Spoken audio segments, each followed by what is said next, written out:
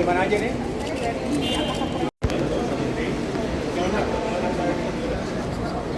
Makasih ya.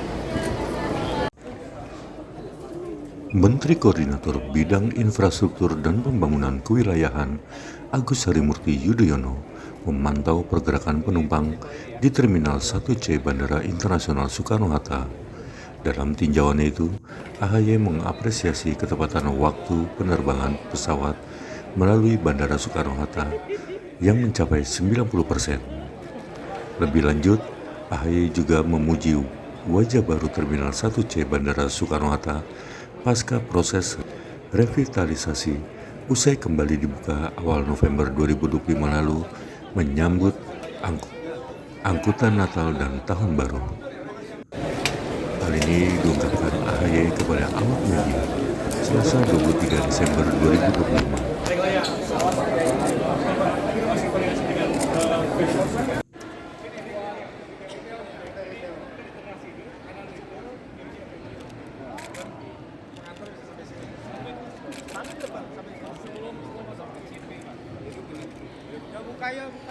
Terminal 1C yang semakin anggun, semakin berwibawa, dan juga tentunya semakin modern. Ini sebuah bentuk transformasi, bukan hanya tampilan atau wajahnya saja, atau sekedar kosmetik, tetapi menunjukkan bahwa kita ingin terus membuat Bandara Internasional Soekarno-Hatta juga sebetulnya semangat yang sama untuk bandara-bandara lain di Indonesia sebagai sentra transportasi udara yang semakin maju dan berkelas dunia. Saya ucapkan terima kasih tentunya kepada seluruh stakeholder yang telah mengawal dan terus mengawaki bandara internasional ini, khususnya kepada Injourney Angkasa Pura Indonesia.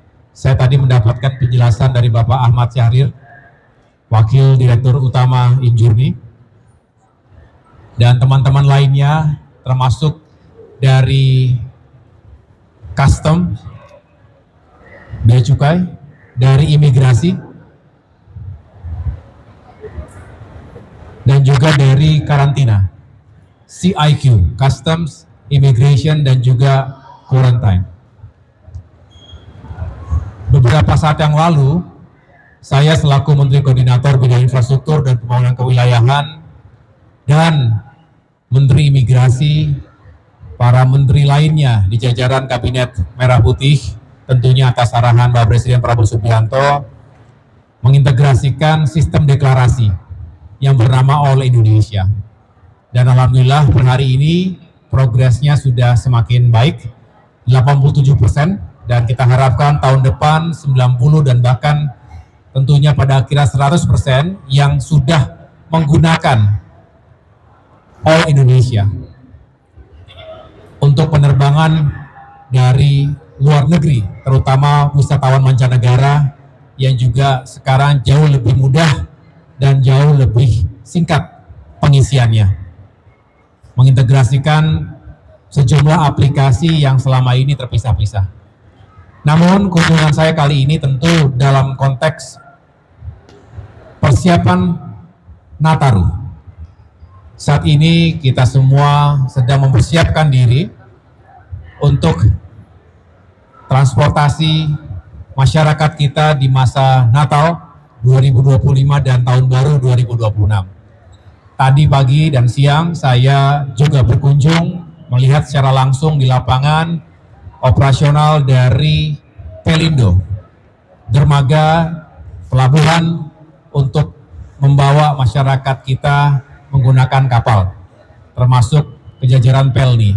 Nah, kali ini di sektor penerbangan, di sektor transportasi udara, saya juga ingin mendengarkan, dan tadi sudah dijelaskan sekali lagi oleh Pak Ahmad, bahwa secara umum sudah dipersiapkan dengan baik, dan harapannya tentu penerbangan bisa berjalan dengan aman, nyaman, dan menyenangkan. Saya tadi bertanya terkait dengan on-time performance, ketepatan waktu dari penerbangan kita. Sudah di atas 90%, tetapi mudah-mudahan ya semakin baik dari waktu ke waktu. Intinya masyarakat tentu berharap penerbangannya itu tepat waktu, tapi di atas segala-galanya tentu selamat, aman. Oleh karenanya terkait dengan keselamatan ini kita mewaspadai cuaca. Cuaca buruk akhir tahun, termasuk extreme weather, cuaca ekstrim yang kita harus pantau bersama-sama. BMKG tentunya akan terus memberikan informasi dan update yang kita harapkan benar-benar bisa memberikan warning kepada kita untuk menjaga atau menjamin faktor keselamatan penerbangan. Selebihnya tentu kita berharap dengan semakin banyaknya masyarakat bisa melakukan perjalanan, maka juga akan meningkatkan ekonomi, baik di sektor pariwisata, ekonomi kreatif, para pelaku UMKM, semua akan merasakan dampak yang positif jika penerbangan atau perjalanan di masa Nataru ini semakin meningkat. Oleh karena itu, pemerintah juga menghadirkan kebijakan untuk menurunkan biaya penerbangan, yaitu hingga 14% untuk tiket ekonomi periode tanggal 22 Desember hingga 10 Januari 2026, di mana diperkirakan ada tanggal-tanggal yang menjadi peak season. Oleh karena itu harapannya sekali lagi kita harapkan, saya ulangi, kita harapkan dengan kebijakan seperti ini bisa menambah jumlah penerbangan, menambah jumlah perjalanan, dan masyarakat juga bisa mendapatkan kenyamanan sekaligus harga tiket yang lebih terjangkau. Saya rasa itu yang dapat saya sampaikan. Biasa aja. Mau seperti ini.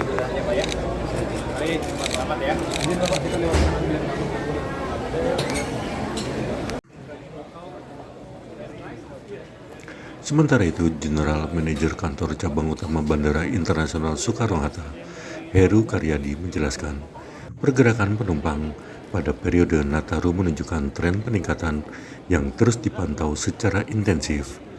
Menyikapi hal tersebut, seluruh unsur operasional bandara telah disiagakan untuk memastikan kelancaran pelayanan kepada pengguna jasa di berbagai titik lokasi.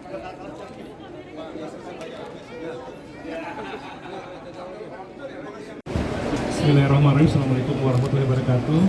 Selamat siang, selamat datang Pak Menko Infrastruktur dan jajaran. Kita berada di Terminal 1C, Pak. Kami akan mengupdate beberapa hal terkait dengan persiapan. Next. Ya, ini informasi umum aja, Pak, bahwa Angkasa Pura Indonesia ini Dunia Airport mengelola 37 bandara, Pak, dari Aceh sampai Sentani. Dan 35 bandara itu kemudian SOP-nya serta ada monitoring khusus untuk jam operasi bandara, Pak. Kita siagakan 24 jam, Pak Menko. Jadi kalau di bandara-bandara kita ada beberapa yang memang jam operasional 24 jam.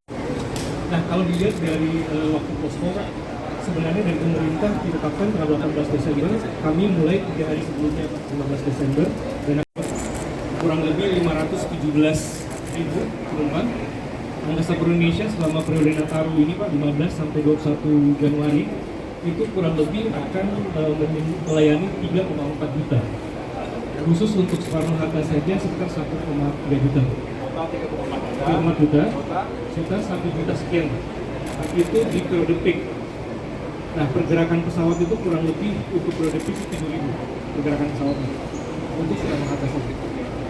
Sini sekitar 3.000-an. Next. Ini beberapa yang kita lakukan terkait dengan pelayanan. Pertama untuk Airport Operation Control Center untuk memonitor keseluruhan. Kemudian juga ada manajemen operasi berbasis traffic, Pak. Jangan lupa subscribe ya.